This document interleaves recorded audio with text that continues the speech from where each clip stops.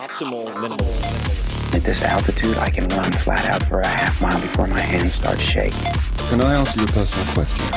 Now would seem an appropriate time. What if I did the opposite? I'm a cybernetic organism, living tissue over a metal endoskeleton.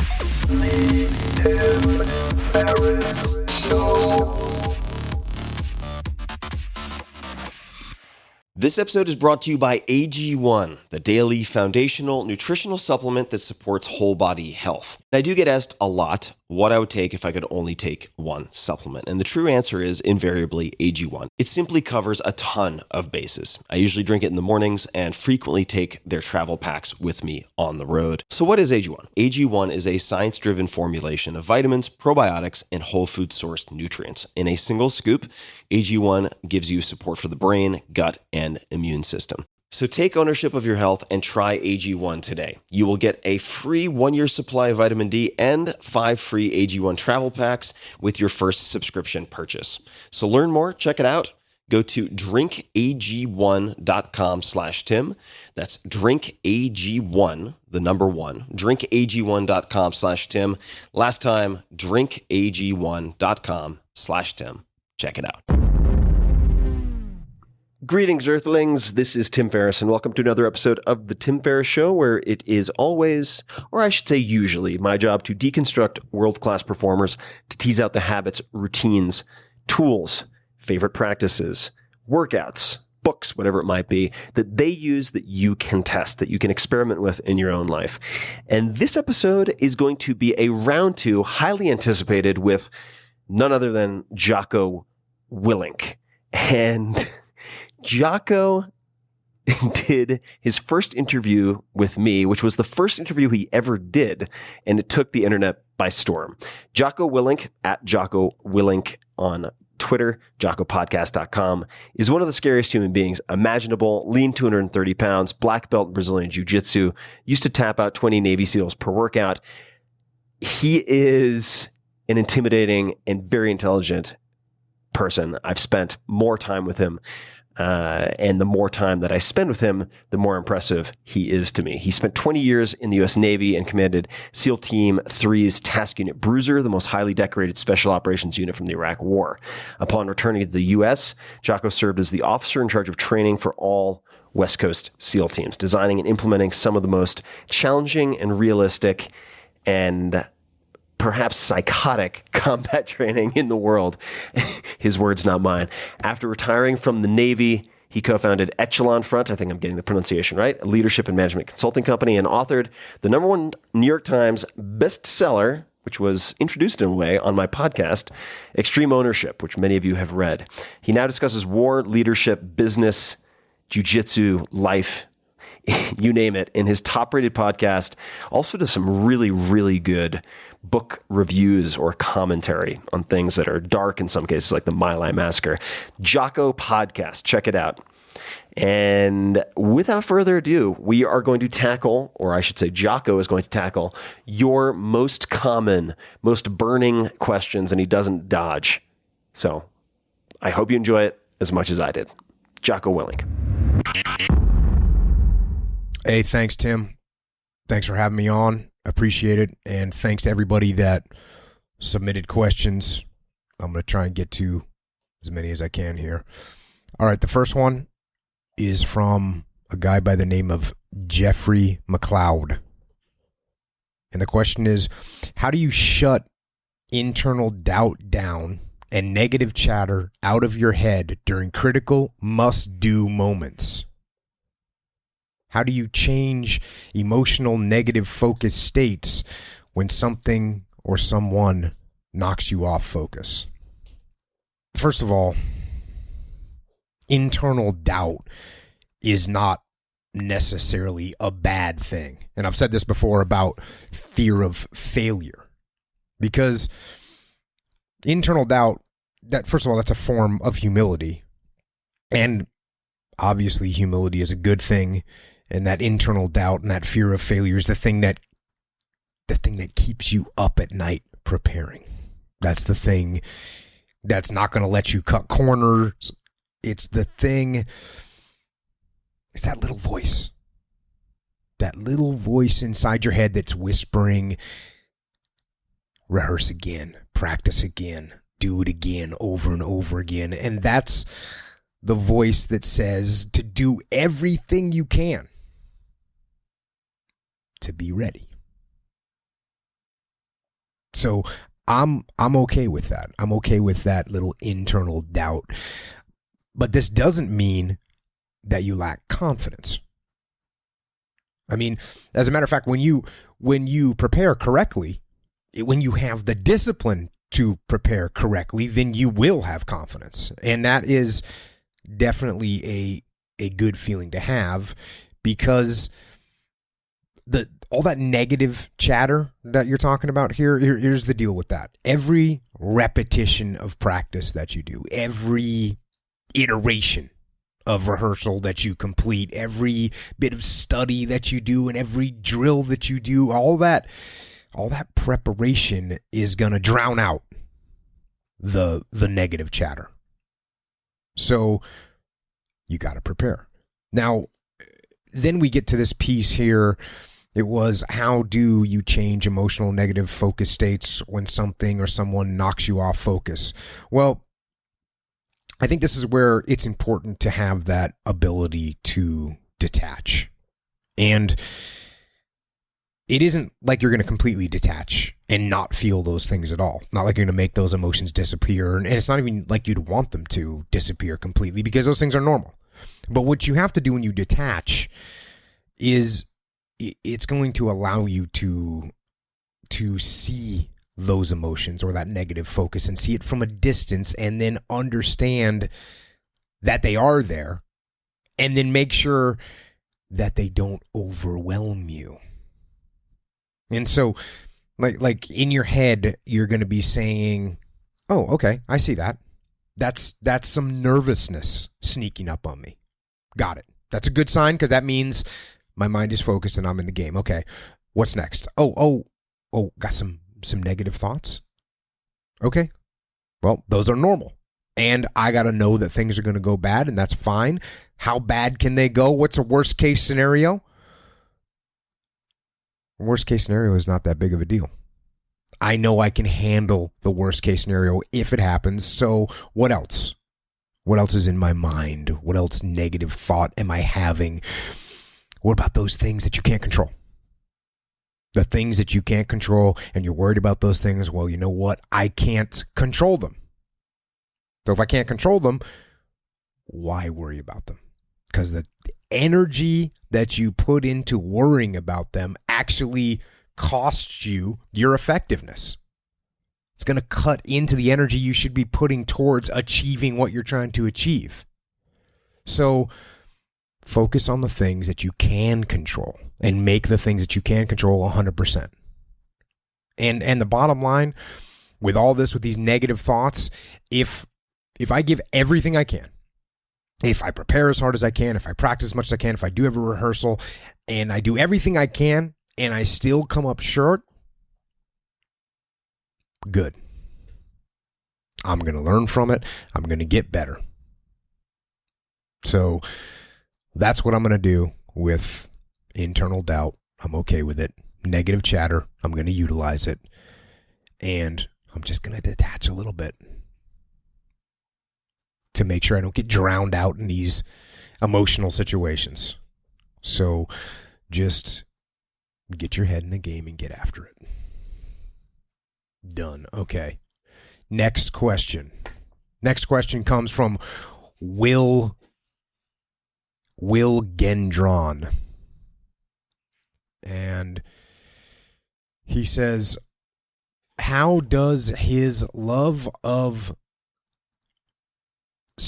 and study of literature influence his leadership skills? What were some of the best books for developing his knowledge of leadership? Okay. So the thing that I look for when I'm reading, that includes everything. And let's just talk about everything here. Books, history books, literature, even poetry, and even like song lyrics, everything.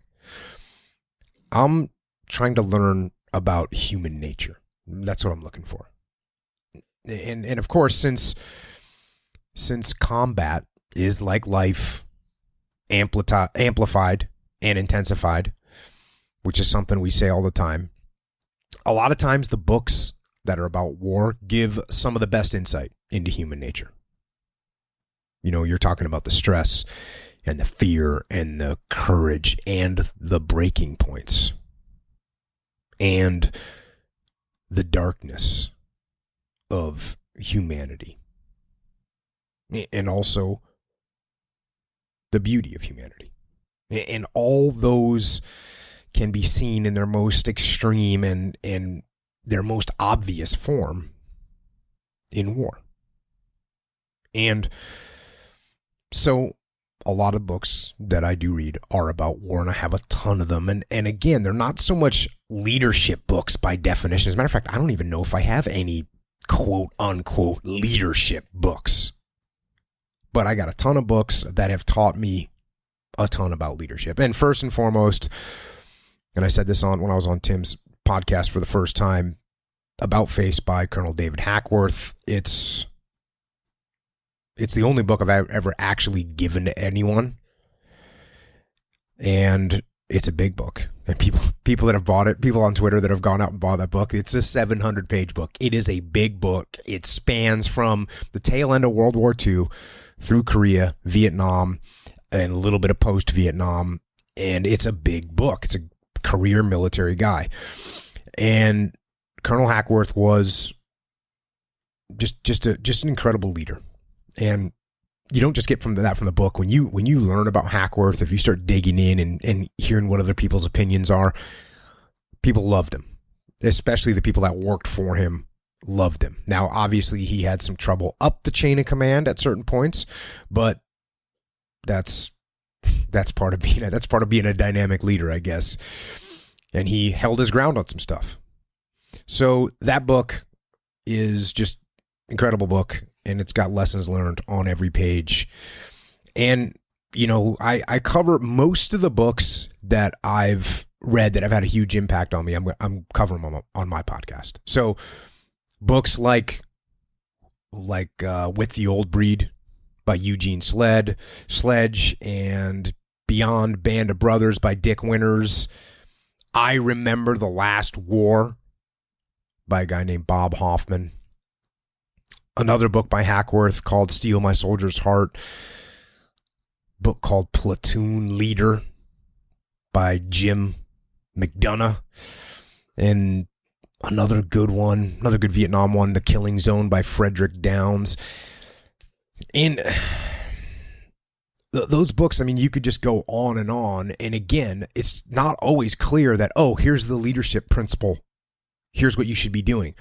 No, it's not always clear like that. But when you understand what people are going through emotionally, and you start to get a glimpse at human nature and how people react in certain situations and how their egos flare up, that's what makes these books good, because it gives you something it gives you a frame of reference. And I'm still reading all the time, and I'm still learning, still trying to get better, and still trying to take what other people have been through, how they handled it, what they did right, what they did wrong, mistakes they made. That's what I'm trying to do. And I think that's actually one of the things that has made my podcast become popular, is because I look at these other people's experiences and I compare them with mine. And it's always, I'm always learning. And I think that when you look at, I talk about the mistakes that I made, and even the book that I wrote with Leif it certainly isn't any kind of a chronicling of our triumphs. I mean, if anything, it's the opposite in many cases, because much of the book is about mistakes that we made, and it's about things that we could have done better and lessons that we learned. And I think that's why that book, Extreme Ownership, is done well, because it's something you can learn from, and I think people learn the most, myself included, when you fail. So read and read some more, and pay attention to, in my mind, pay attention to the details. Not just the leadership, but the human element, the human interaction, the glimpses into the core of human nature. And the bigger bank you build of experiencing how humans react, the more you know.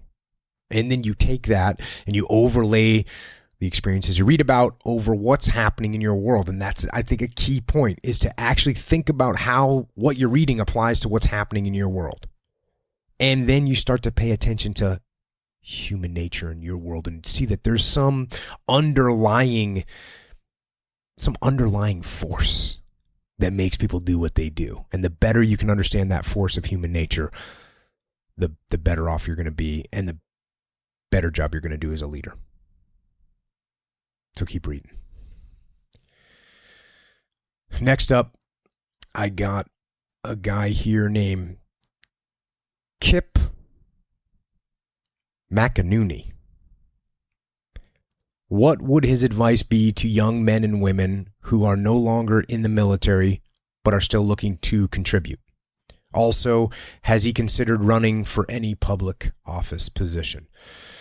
So, if you were in the military and you got out, either you retired or you just did your time and you got out, go out and put those skills that you got from the military, put those skills to work.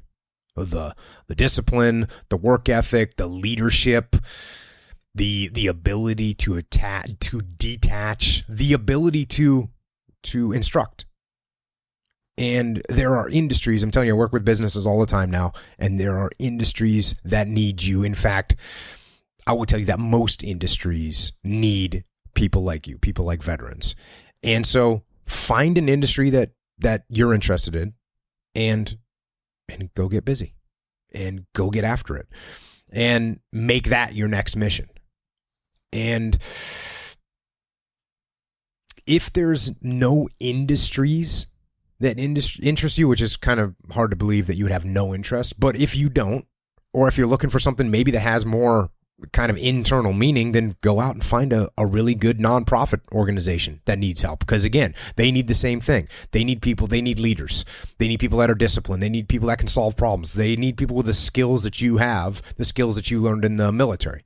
So go and put those to work. And I will tell you that there's, America as a whole needs leadership.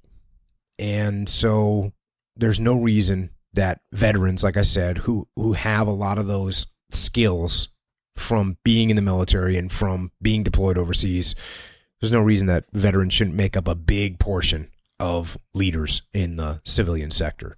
So step up and get after it. And I'll tell you one last thing about that is there's a lot of companies, and I work with all kinds of different companies. All kinds of companies want to hire veterans. They recognize that their success is based on the freedoms that they have. So they want to pay back somehow. And so there's many companies are anxious and eager to hire veterans.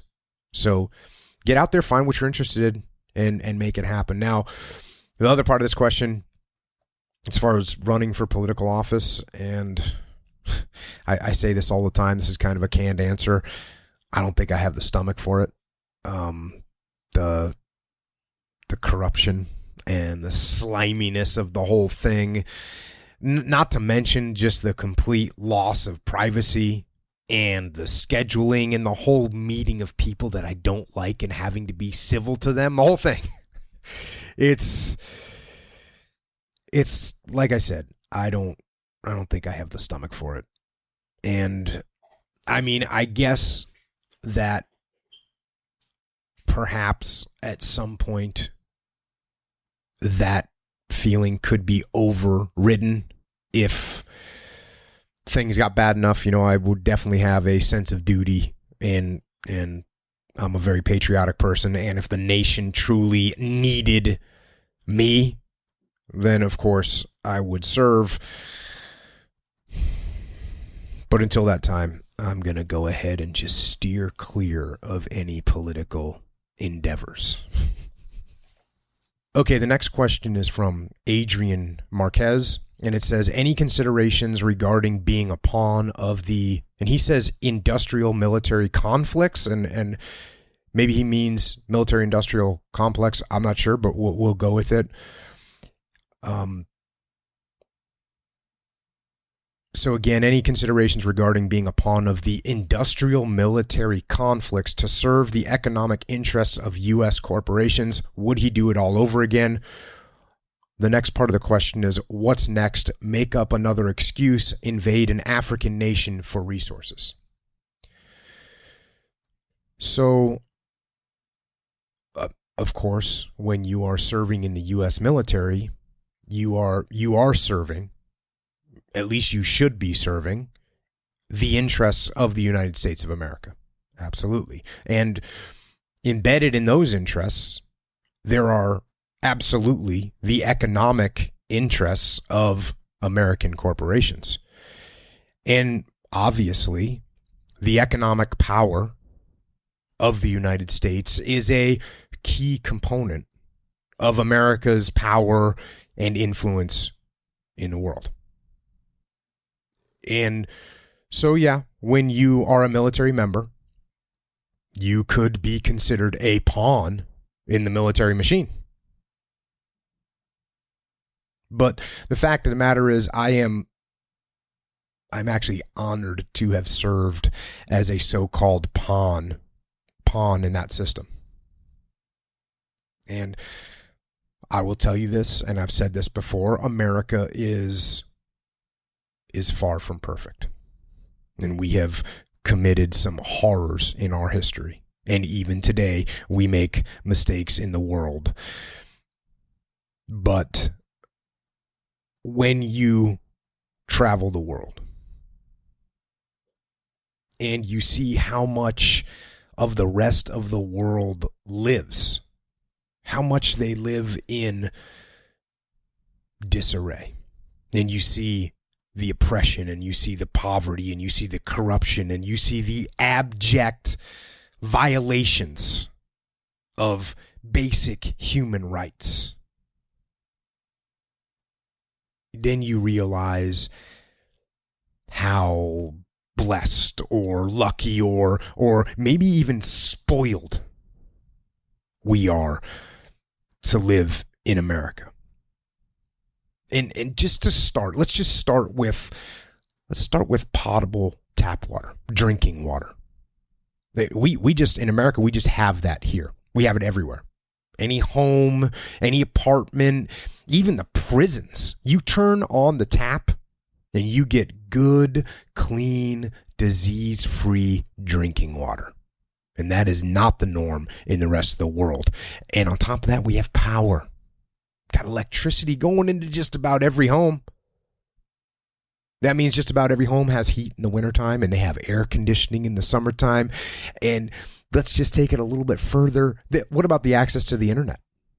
The access to the internet here is widespread. There's like something like 70% of the adults in America have a smartphone. 70%. So 70%. So you can gain access to knowledge here unlike any other time in human history. And our healthcare system, I know it's not perfect, but I'll tell you what, if you view our healthcare system from a third world hospital, which often don't even have the simplest of medical gear, you'd realize it might not be perfect, but it's pretty damn good. And then beyond that, it's just like, let's look at the food that's available. Never mind starvation and malnutrition. Our issue in America is actually too much food. And much of the world still has people literally starving to death. And America offers an amazing opportunity to build and to create and to be what you want to be and to be who you want to be. Unlike anywhere else in the world, the ability to pursue happiness.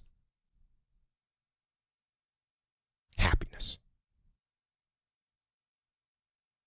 And all those things, all of it, is possible because of the unbridled individual freedom that America offers.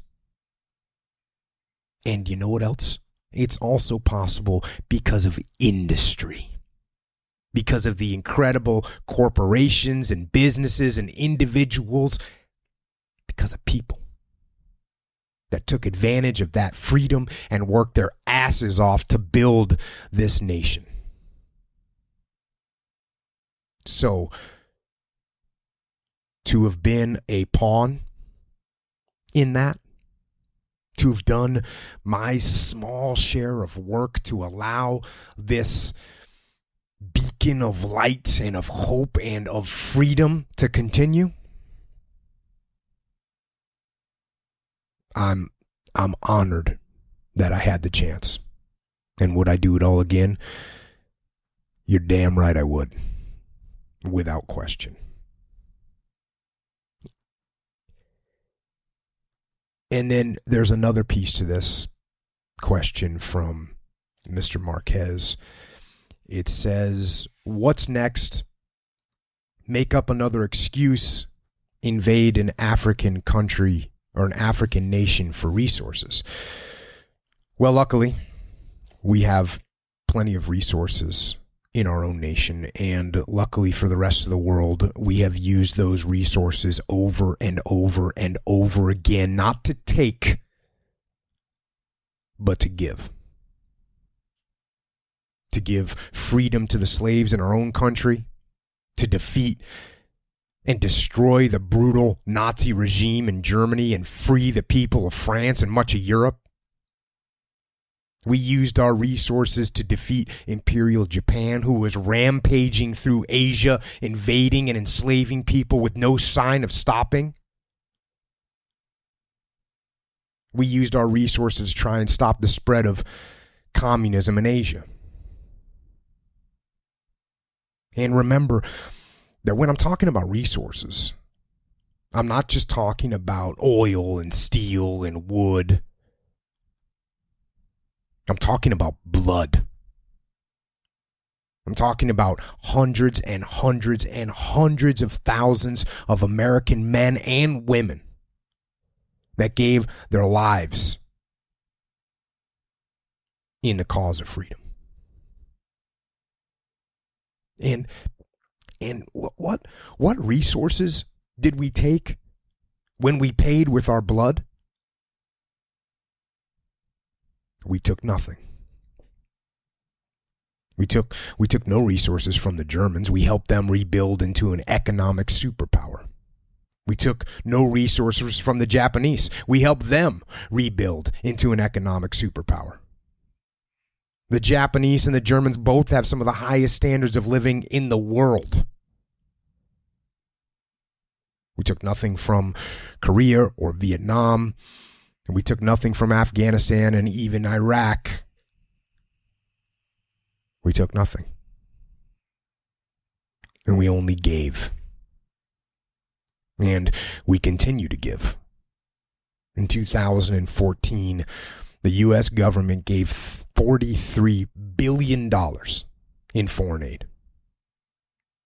And then there was another $25 billion on top of that from America, from religious organizations and universities and colleges and private voluntary organizations and even the big American corporations. Now, like I said, that doesn't mean that America's perfect. Far from it. Far from it. And our past is checkered with horrible mistakes that we've made as a nation. We've caused massive hardships and incredible suffering. But we also evolved. And we have become a benevolent nation, a good nation. And I know this because I saw it with my own two eyes.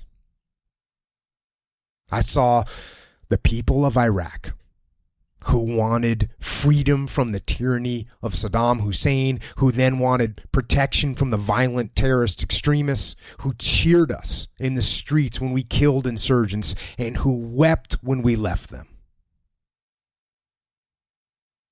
And unfortunately, who were murdered when we abandoned them because of the politics in our own country. They wanted us in Iraq. The people of Iraq, the normal citizens, they wanted our protection and they wanted our positivity. And they wanted freedom. Like much of the world does. And I was honored to have done my small part to provide the opportunity for freedom around the world and to protect that precious freedom, which is all too often taken for granted here at home.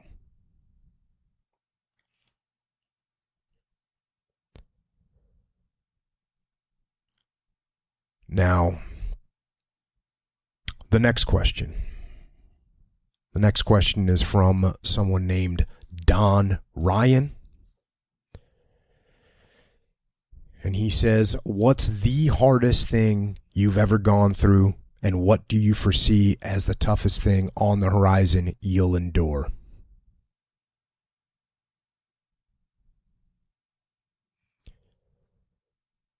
Well, the hardest thing I've ever gone through is losing my men in combat. And I say my men, but they weren't my men. They were my friends, and they were my brothers. And barring the loss of any members of my direct family, I don't think I'll ever have to endure anything as soul-crushing and devastating as losing my friends in combat.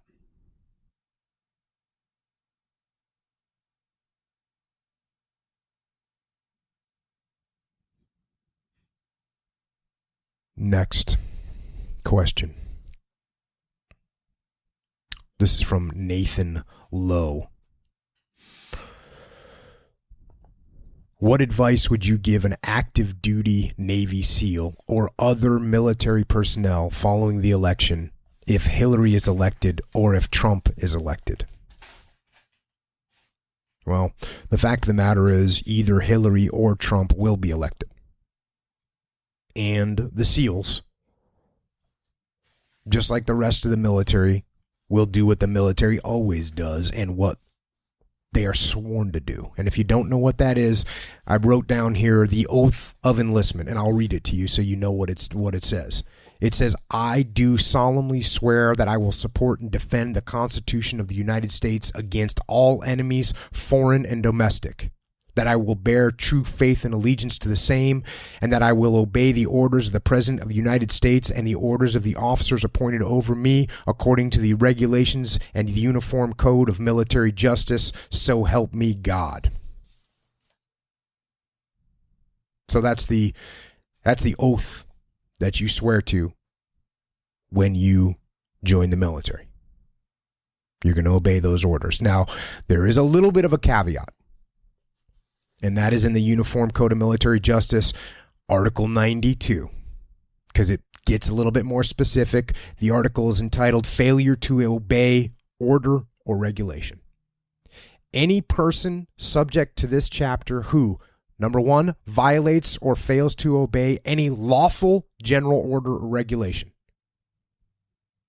2, having knowledge of any other lawful order issued by any member of the armed forces, which it is his duty to obey, fails to obey the order, or is derelict in the performance of his duties, shall be punished as court-martial may direct. So the key word there is lawful order.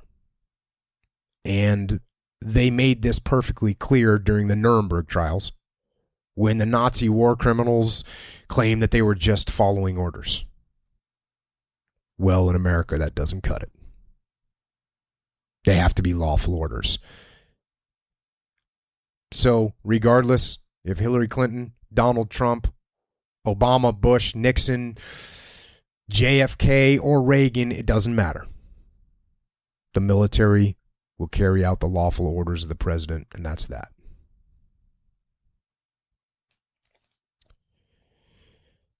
Next question is from AJ Nystrom.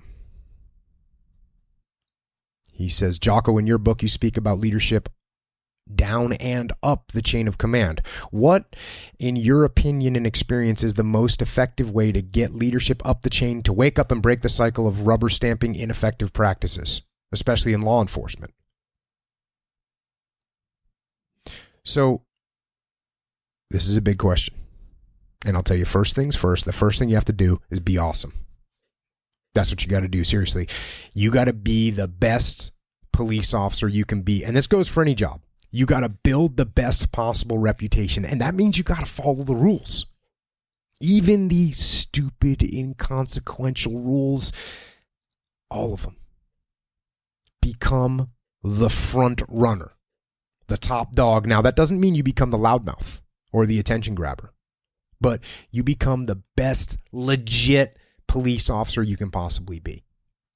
And not only is this going to build your reputation, it's also going to start to build your relationships up the chain of command.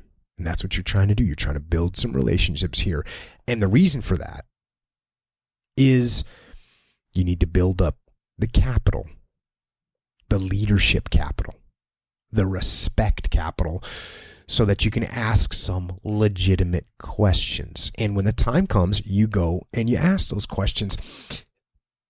You know, actually, I shouldn't say ask questions, because that gives them a setup to provide you with the answers, and you already know the answers and you don't agree with them.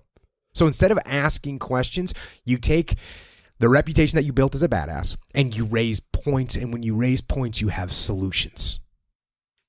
And you have solutions that you've already socialized with the team, that you've already maybe even tested, or you've at least tried. In other words, these are solutions that you know are going to work. And also, pick your battles.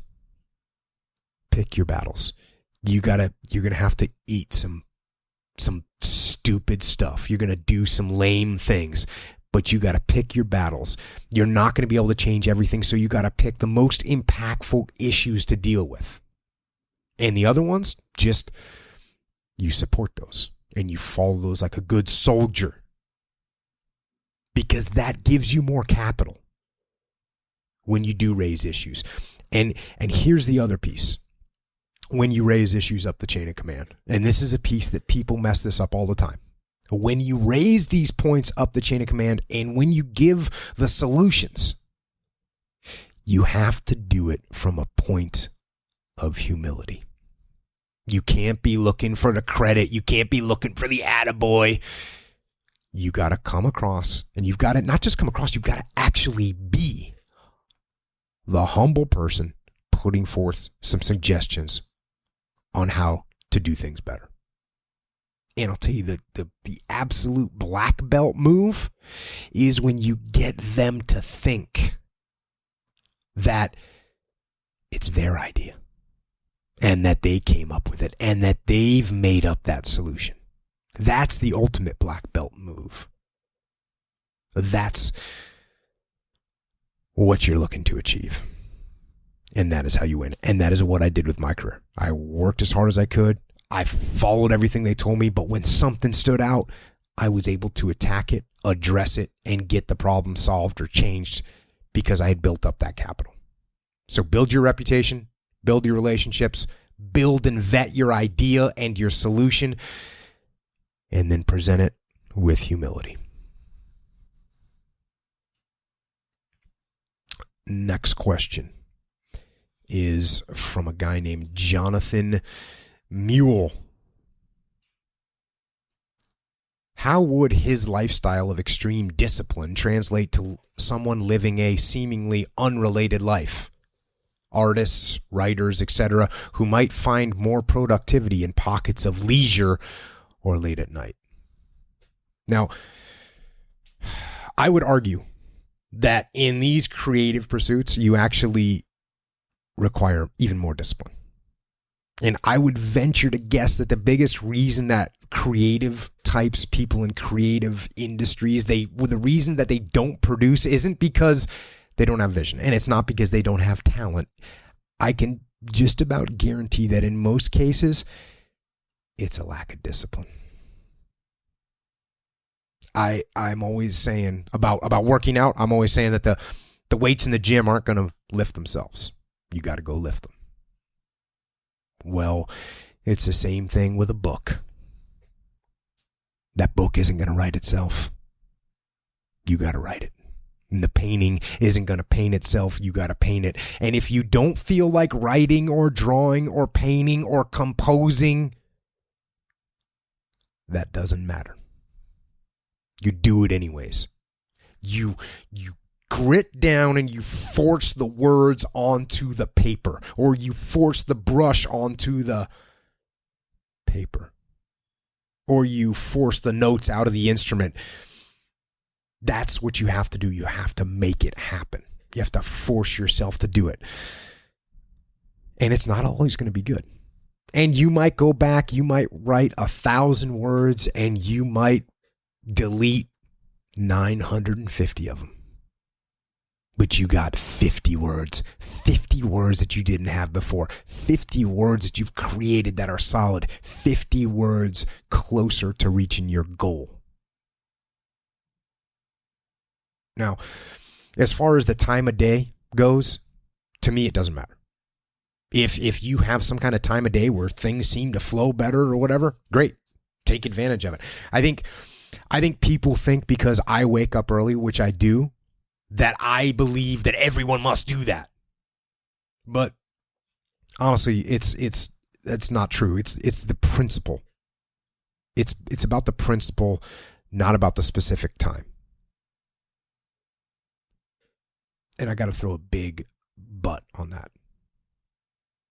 Because although you can maybe work at different times, or maybe you stay up later, or maybe you do better work at 2 o'clock in the morning or 3 o'clock in the morning, and so there's no way you're getting up at 4:30, that's okay. But that doesn't mean oversleep, and it doesn't mean procrastinate, and it doesn't mean hit the snooze button, and it doesn't mean staying up late, diving into the depths of useless YouTube videos and claim that that is you being creative. Do not lie to yourself. There's a decent chance that being creative is actually being lazy in your mind. Do not fall into that trap. And I'll tell you something else. In order to gain skills, in order to master your craft, any craft, you have to practice.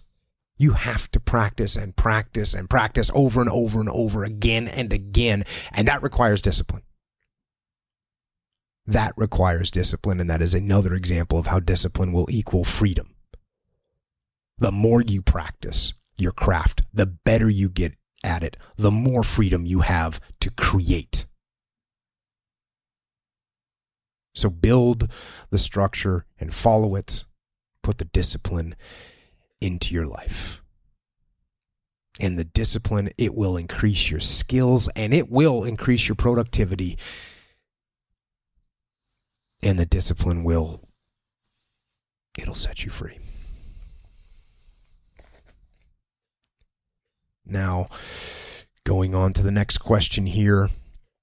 Will the muster event, this is from Marco Lopez. Will the muster event be a once-a-year thing only? After working with and training so many different companies, are there any repeating patterns or common weaknesses that business owners seem to need to work on? And it also says, will you please encourage Jocko to do another Joe Rogan podcast? So, right on. Joe knows I'm standing by. We'll make it happen at some point. Yeah, great to be on his show. We're just now getting around to round two with Tim. So maybe Joe's around the corner. So we'll have to wait and see on that one. All right, to get to the question here, for those of you who don't know, the Extreme Ownership Muster is a leadership event that we're having in San Diego, California. I'm doing it with my business partner, the co-author of the book, Extreme Ownership, Leif Babin, who's a SEAL that I worked with for many years, and my brother, and we're holding this thing in San Diego, California on October 20th and 21st. And what the event is, it's going to be about combat leadership. That's what it's going to be about. It's going to be about combat leadership, and we're going to teach the fundamental principles of combat leadership and how to apply them on the battlefield, in business, and in life. All three. And they're all, you're going to see when you come, you're going to see how all three of the applications are the same. These fundamental combat leadership principles, they don't change, regardless of whether you're out hunting down bad guys or whether you're hunting for a sale. They don't change. And the response to the event has been, it's been awesome. And we got a ton of people coming to it, which likely means it looks like we're going to do another event. Possibly, we got to carve the time out of the schedule, but it looks like possibly the spring of 2017, likely going to be somewhere on the East Coast. If it's going to be somewhere on the East Coast, there's probably a pretty good chance we'll be looking at New York City. Not set in stone that we're going to do it. Not set in stone when we're going to do it. We might wait another year. I don't know yet. It's just up in the air. We have so much stuff on our plates right now that we've got to figure out if we can fit it in. But if we do it again, maybe we'll head out to the East Coast and, New York City, get some. Now, the next part of this question is, are there any repeating patterns or common weaknesses that business owners need to work on? And the answer is yes, absolutely. There are. And we see the same issues from company to company and from leader to leader. And the same issues that we see in the civilian sector are the same issues that we saw while we were working with SEAL platoons and training SEAL platoons. And the core problems that we see are what we wrote about in the book, Extreme Ownership. That's one of the reasons we wrote the book, was because when we'd work with these companies, people would say, do you have this stuff written down anywhere? And eventually we wrote it down. Now, what are some of those issues that we run into? I mean, you got departments and divisions that aren't working together to cover move. You got communications not being made in a simple, clear, concise manner. You got either too much micromanagement, which leaves the troops to take no initiative, or you've got not enough guidance and the troops now don't know which direction to head into. Or you get a company that's trying to take on too many projects or too many initiatives at the same time, and they don't prioritize and execute, so they end up getting none of them done. And then obviously the most impactful one is when you have leaders and team members taking ownership, real ownership, extreme ownership of everything in the world, to make sure that problems get uncovered and owned and resolved. Because if leaders and members of the team, if they don't take ownership of the problems, then guess who solves the problems? Nobody. So these are all, again, these are fundamental problems that I saw when I was training SEAL platoons, and it's the same thing I see now, and it's the same solutions that we apply to these same problems. Learning the tactics, the fundamental tactics of leadership is what we get down to. And we'll see you at the muster. All right. Next. This next question is from Damian Hudson. What does Jocko struggle with? Or maybe better to say, what is he at work on? He comes across bulletproof and just pushes through on everything. Would like to know his method for identifying weaknesses and putting structures in place to resolve, correct, improve. Would like to know his approach for his personal challenges. Well, first of all, I can assure you that I am far from bulletproof. And when you ask what I struggle with, I struggle with everything. I'm not naturally gifted at pretty much anything. I'm not naturally strong. I'm not naturally fast. I'm certainly not the sharpest tool in the shed. And so I constantly have to work on my weaknesses. And if you want to know what my weaknesses are, we don't have enough time on the podcast to list all my weaknesses. I mean, that's the way it is. Now, as far as my method for identifying weaknesses, it's pretty simple. I'm constantly doing a self-assessment and detaching and looking at what I'm doing and what I can do better. And I ask people that are close to me, people that I trust, ask them if they have any feedback for me. Ask them if there's anything I could do better or where I can improve. So that's pretty simple. Do a self-assessment, ask other people, and find out what your weaknesses are, what you could do better. And then the next part of the question is, what do I do to put structures in place to resolve, correct, and improve? Well, I just attack those problems. Weakness identified? Roger, attack the weakness. Problem identified? Roger, attack the problem. And I'll tell you, I'm not a guy that spends a bunch of time over analyzing or over planning or diving deep into meditation on how I'm going to attack a problem. I simply attack the problem. Now, that doesn't mean that I blindly attack, and it doesn't mean that I hold a course without checking on my progress. As I attack a problem, I'm going to continually assess and make sure that I'm on the right course, that I'm headed in the right direction, and making sure that it's the most efficient path. And I will absolutely change course if I see something I can do better. And because I have that kind of attitude, it allows me to move quickly to execute and then initiate change and alter the course as I go, if it's needed. And it's the same attitude that I had when I was in the SEAL teams. I could be very decisive very quickly because the decisions themselves did not close my mind. The decisions did not close my mind. I would make a decision and I would continue to reassess and readjust as needed. But also as we moved forward towards a solution. So, you got a problem? Step 1, identify the problem. Step 2, attack it. Step 3, reassess and adjust and keep attacking. Get that thing solved. Next question is from Chris Bell. How to stay motivated when every day is a struggle to accomplish goals? Well, I can tell you very easily, this isn't about motivation. And accomplishing your goals is not about motivation. It's about discipline. I already talked about that once today, and I'll say it again. I probably talked about it more than once. I talked about it a bunch. I talk about it all the time. It is about discipline. Motivation is fickle. Motivation comes and go. I mean, you think about motivation, something as simply as being hungry can sap your motivation, right? That's ridiculous. You can't rely on that. You have, my blood sugar went down. I'm not motivated anymore. I didn't get enough caffeine. I'm not motivated. No, wrong answer. Motivation is unreliable, and when you're counting on motivation to get your goals accomplished, you're likely going to fall short. So don't count on motivation. Count on discipline. You know what you have to do. Go make yourself do it.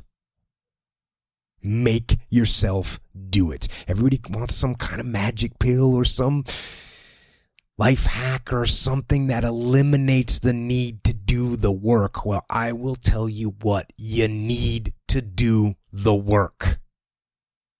You gotta hold the line. You gotta make it happen yourself. You have to make it happen. It's not gonna happen on its own. You have to make it happen. So dig in.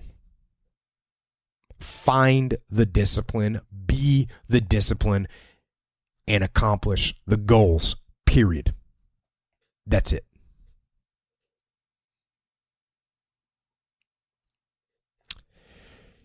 And our next question is from Austin Farley. And he said, best advice to today's active duty force, regardless of branch, about career oversight, deployments, differences between all service members. Okay, so the basic question is best advice. Well, the advice, besides be aggressive and stay safe, that's my number one. I would tell you, for me, the biggest component for success in the military, in my opinion, is to do a great job in whatever you're doing. And I know that sounds pretty obvious, but I'll tell you, I saw a lot of guys over the years who were always looking for the next ticket to punch or the next good deal or the next job that they had to get to take to make a promotion or whatever. And for me, for the most part, I just took what they gave me. And I did the best I could at it. And I'll tell you, not only did this keep the Navy happy, because the Navy, they had a trooper that was just getting after it, it also kept me happy. Because I wasn't sweating the promotion or the evaluations or any of the political stuff. I was just getting after it to the best of my ability. And if you do that, in my opinion, if you do that, your career will take care of itself. You'll get the good jobs because people will want you in those good jobs. And the other thing I would say is this.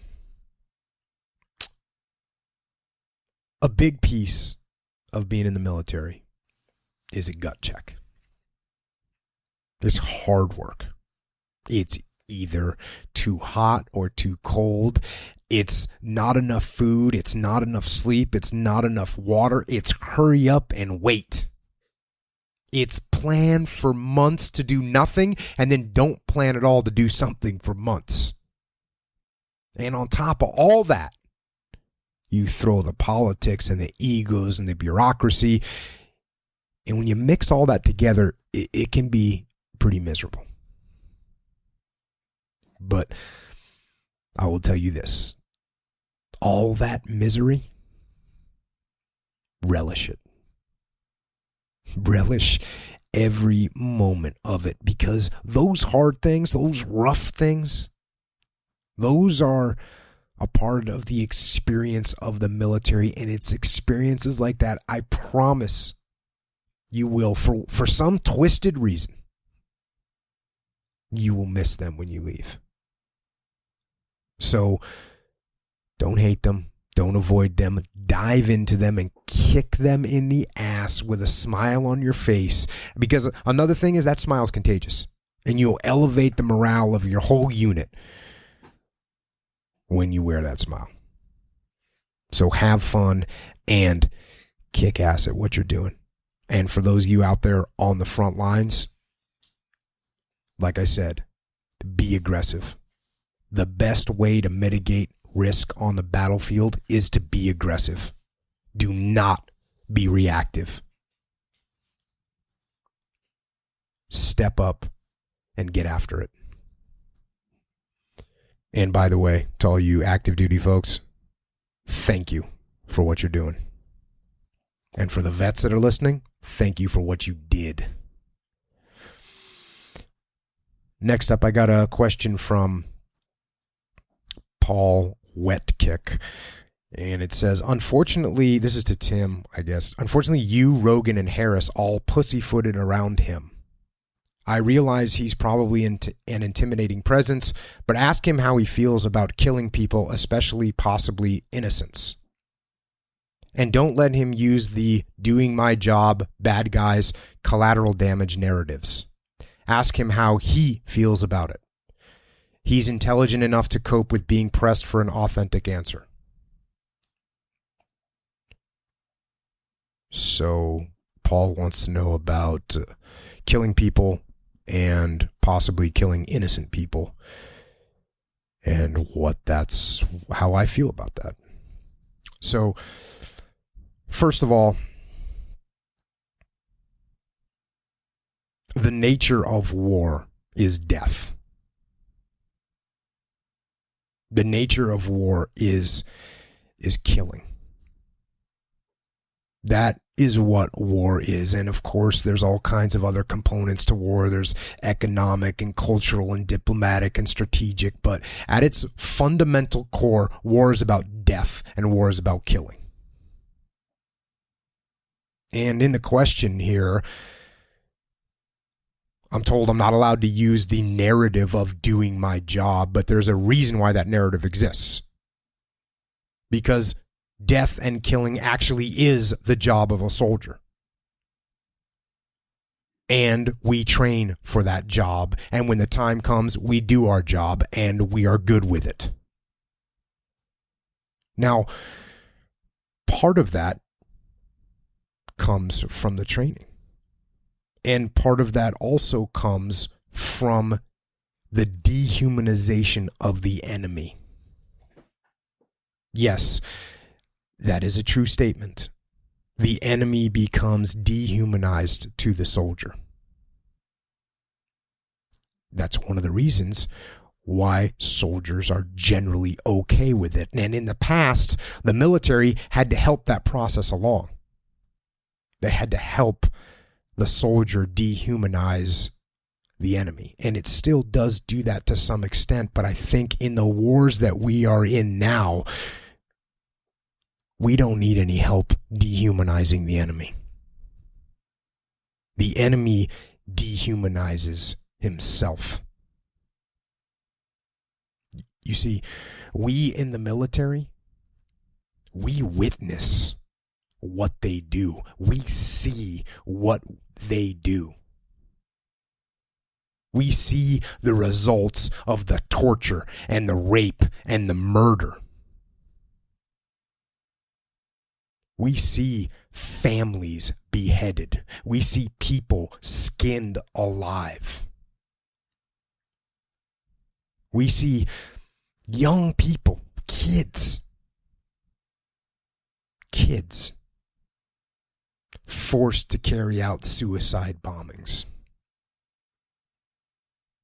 And now, with the internet in action, the whole world can see the completely despicable and brutal behavior of these subhuman savages. Burning people alive, throwing people from buildings, drowning people in cages, 10-year-old sex slaves. It's absolutely disgusting and abhorrent. And I will tell you that I have no problem whatsoever killing all these vile creatures, all of them.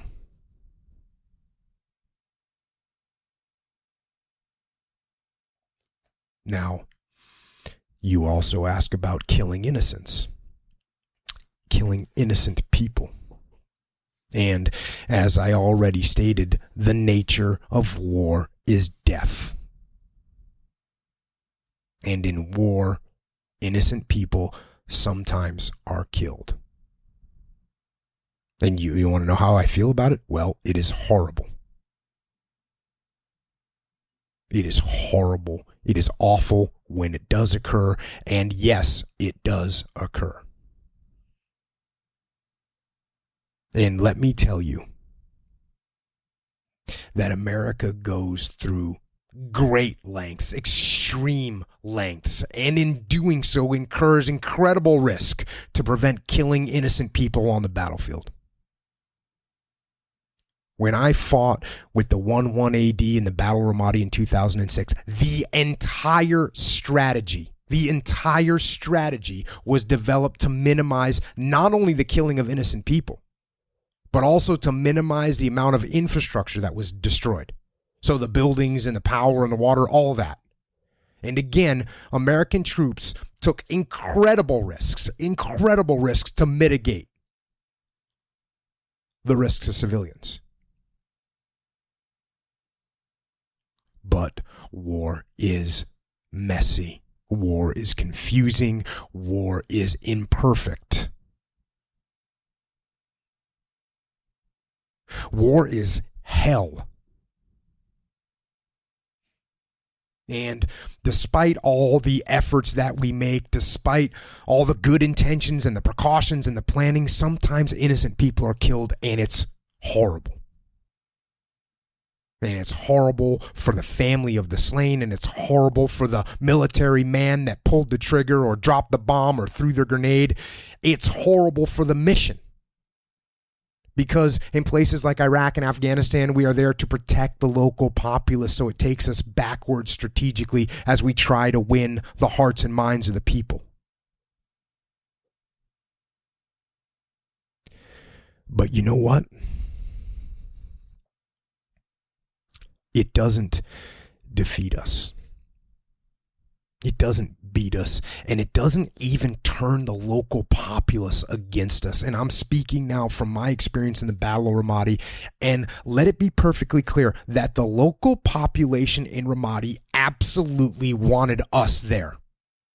They wanted us on the ground in their neighborhoods. They wanted us to help them get rid of the insurgents that were terrorizing them, literally terrorizing them.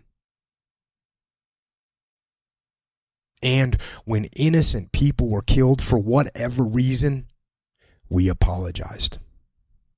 And we did what we could to help, and we met, and we broke bread, and we explained what had gone wrong, and we asked what we could do to help, and we paid them money, and we helped them repair their buildings. We did whatever we could.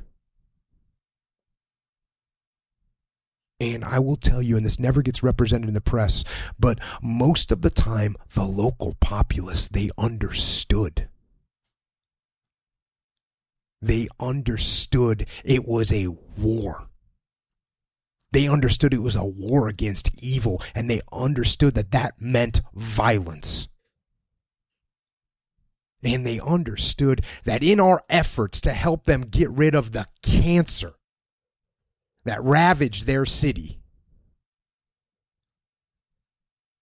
well, they understood that there would be bloodshed in removing that cancer.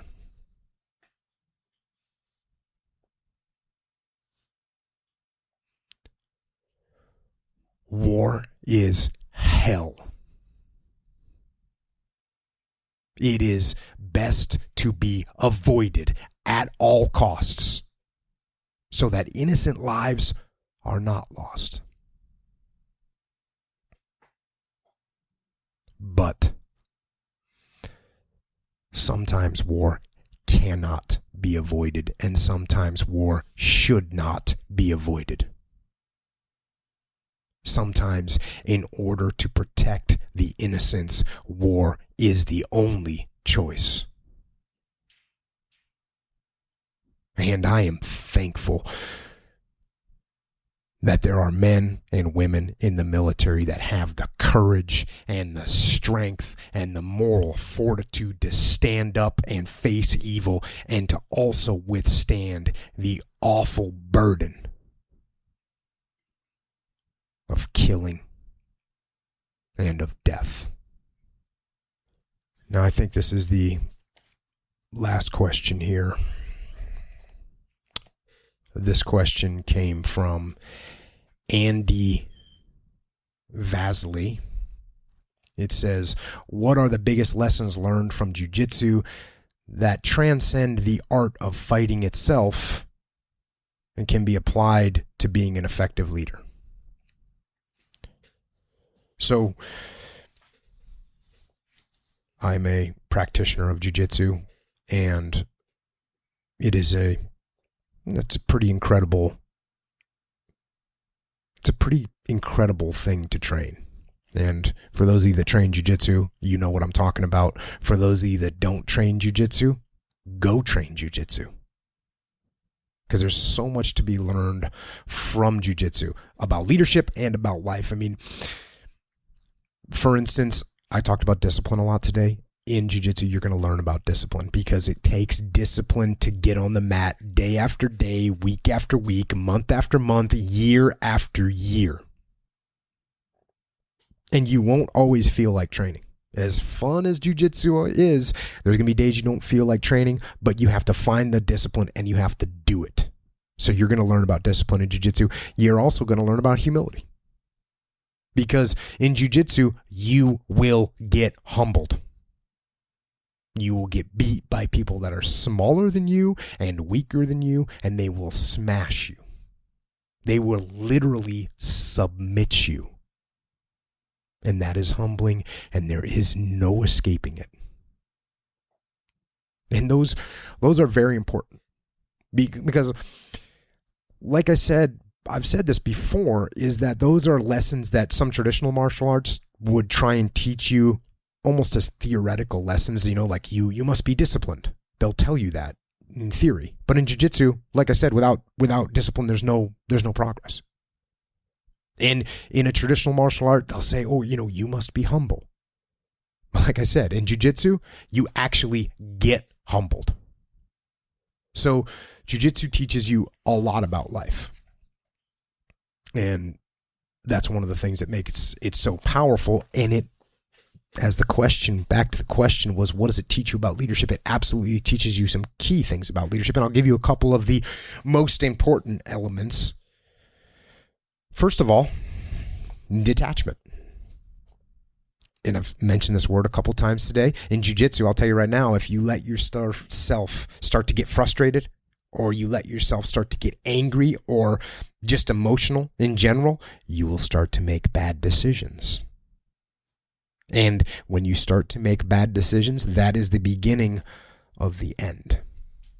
So you have to be able to detach from that emotion, that frustration, and you got to focus on doing the right thing at the right time. It's absolutely necessary. And that's the same thing in a combat leadership position or in any leadership situation. You cannot get caught up in all the chaos and all the mayhem. You can't let your emotions get a hold of you. So you have to be able to detach from that. You have to be able to step back and breathe and see the full picture of what is happening without the cloud of emotion and all that mayhem obscuring your vision, so that you can make good decisions. And jiu-jitsu will teach you to do that. Now, another piece of jiu-jitsu that transfers directly into leadership is the idea of indirect warfare, right? So in jiu-jitsu, the whole premise is to attack the weaknesses of your opponent. You don't want to attack their strengths. You want to attack, just fundamentally, you attack the weak areas of their body, like the joints or the neck. You're not attacking the strongest parts of their body. And if you attack where your opponent is strong, so if you have an opponent that's very good at defending one position or one type of hold, you're just going to wear yourself out if you're attacking that. Eventually, you're going to run out of energy, and then they're going to get the advantage. So you can't just attack the strengths. You have to attack the weak points in jiu-jitsu. Now, on top of that, you also have to distract your opponent. And you have to make them defend some area.